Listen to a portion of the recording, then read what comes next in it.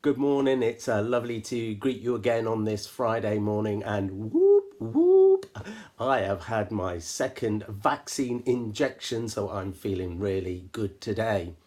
And we're going to carry on in our parable series. This is week 8. Can you believe it?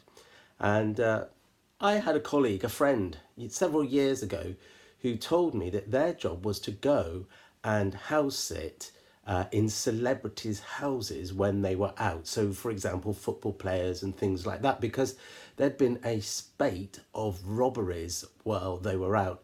And they were told that they could go in the house, use anything they like, don't ever break anything. And the one main thing is when the celebrity returns, make sure they weren't found sleeping. So this reminds me of our parable today, which we can read in Mark 13, starting in verse 34. Jesus is speaking and he says, "It's like a man going away.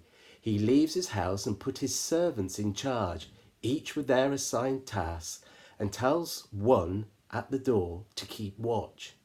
Therefore, keep watch, because you do not know when the owner of the house will come back, whether in the evening or at midnight, or when the rooster crows or at dawn. If he comes suddenly, do not let him find you sleeping. What I say to you, I say to everyone, watch." So Jesus is explaining here how his followers need to actively watch for his coming again. And the story we have is the man going on a journey. This is Jesus, and he's ascended to heaven, and he's going to come back at a later date that we don't know, any time of the day, any time of the evening or night time. The servants in this story are you and I. We're followers of Christ, and we're called to maintain the house while the owner is away. Now, although this parable really is talking about times of tribulation, the actual end of this age, it is actually for all followers of Christ, even today. The parable reminds us we're not just to wait around, waiting for Jesus' return and do nothing with our feet up. He's called us to have work to do. So we're called to serve and to teach, to encourage, to give, to have gifts of leading and showing mercy. And these are all gifts given by the Spirit that we're looking at on Sunday mornings. Now, we might not be called to do all those things, but our aim is to spread the gospel. That's what it means to be looking after God's house while he is away. But there's one other role.